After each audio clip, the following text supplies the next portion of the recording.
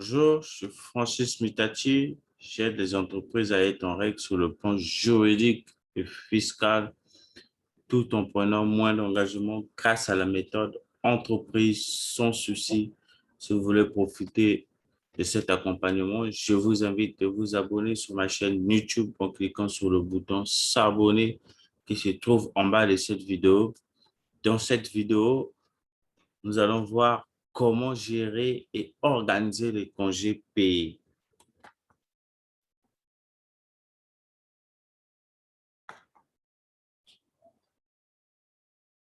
Dans cette vidéo, vous allez découvrir ma méthode en 7 étapes de comment gérer et organiser les congés payés.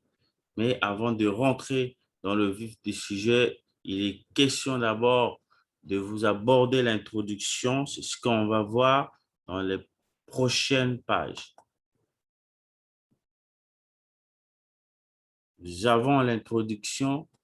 Et qu'est-ce que les congés payés? Les congés payés représentent un droit accessible à tous les salariés sans distinction de qualification, de salaire ou de compte de travail. Les congés payés se définissent de manière simple. Il s'agit des vacances annuelles durant lesquelles les salariés conservent leurs relations. Fin de l'introduction. Ainsi, nous allons voir les 7 étapes de comment gérer et organiser les congés payés des salariés dans l'entreprise. La première étape, c'est d'anticiper les dates de départ de vos salariés. Le Code du travail prévoit que le salarié a droit à 30 jours ouvrables de congés payés par année, qu'il soit en CDD ou en CDI. Ils acquièrent des jours de congés, de vacances au prorata du temps travaillé pendant une période de référence qui s'étend généralement du 1er juin de l'année précédente au 31 mai de l'année en cours. En l'absence de précision de la convention collective, c'est l'employeur qui fixe les dates des congés payés des salariés. S'il existe des représentants du personnel dans l'entreprise, l'employeur doit les consulter avant d'arrêter les dates de départ des salariés dans l'entreprise. La période de prise des congés payés doit courir au minimum du 1er mai au 31 octobre. La deuxième étape, c'est de respecter les modalités de départ. L'employeur fixe l'ordre de départ en congé payé, sauf si cet ordre est prévu par la convention collective. Il peut recueillir les souhaits de ses salariés, mais aussi il aura les derniers mots sur les dates. Il fait usage de prendre en compte des critères comme la situation de la famille de chaque employeur. Si un couple travaille dans la même entreprise, il doit pouvoir partir aux mêmes dates de congés payés. Le salarié doit être informé de ses dates de vacances au moins un mois en avance. Fin de la deuxième étape. La troisième étape, c'est de surveiller les jours acquis des congés payés. Le salarié qui bénéficie des congés payés sont ceux qui ont acquis des jours au 31 mai de l'année en cours. Globalement, les salariés cumulent 2 jours ouvrages par mois. Les congés payés acquis doivent être pris en charge, en principe du 1er mai au 31 avril de l'année suivante. Mais l'employeur peut accéder leur report.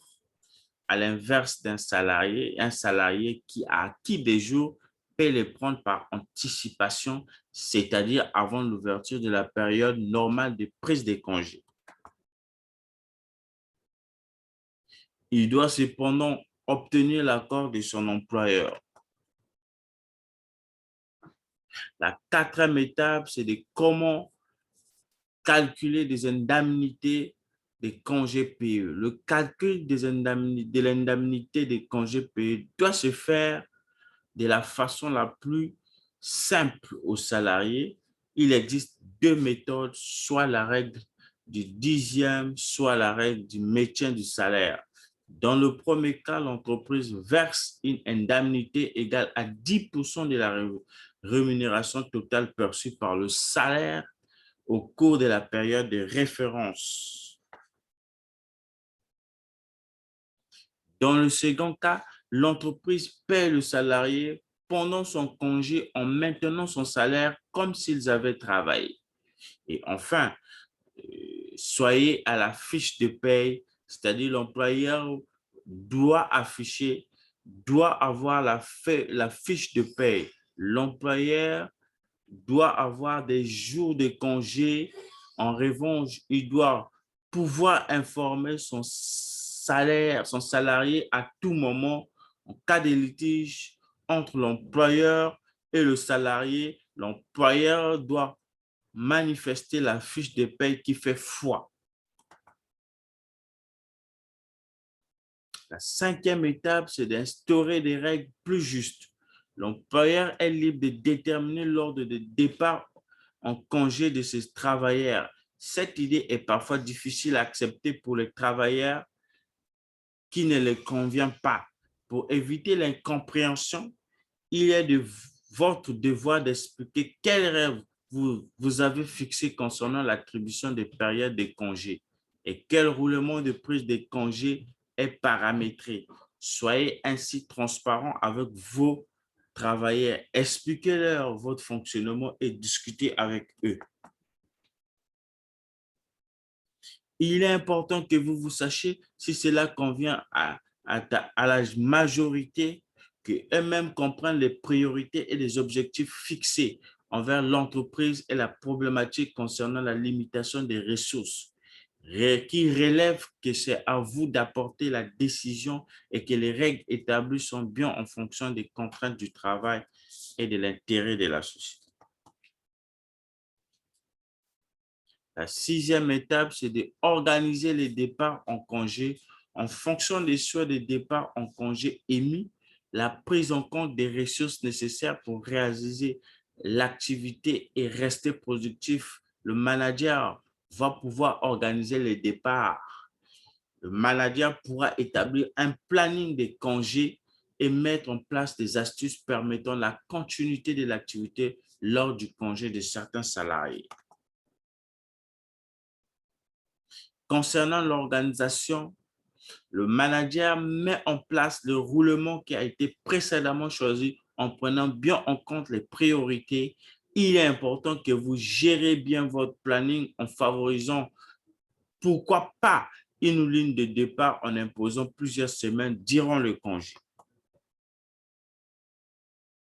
La septième étape, qui est la toute dernière étape, c'est de fermer et d'embaucher et de muter les salariés. Comme vous l'avez vu, les congés se concentrent essentiellement autour des vacances scolaires et des jours fériés. Afin d'éviter les problèmes liés à l'insuffisance des salariés au sein de l'entreprise, le manager décide de fermer les portes pour 3 ou 4 semaines. La question qui se pose est de savoir si les salariés qui n'ont pas un nombre suffisant de jours congés seront quand même indemnisés lors des fermetures de l'entreprise.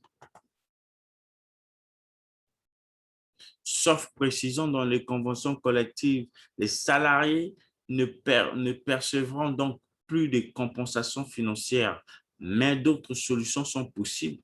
Si l'entreprise ne peut pas fermer pendant plusieurs semaines, il est possible de combler le manque d'effectifs en embauchant des CDD.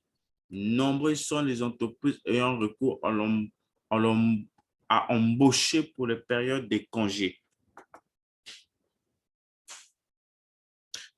Alors, je te dis à tout de suite dans le programme.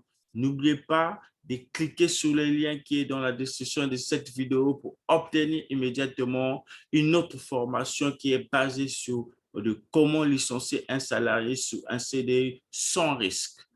Voici mes contacts.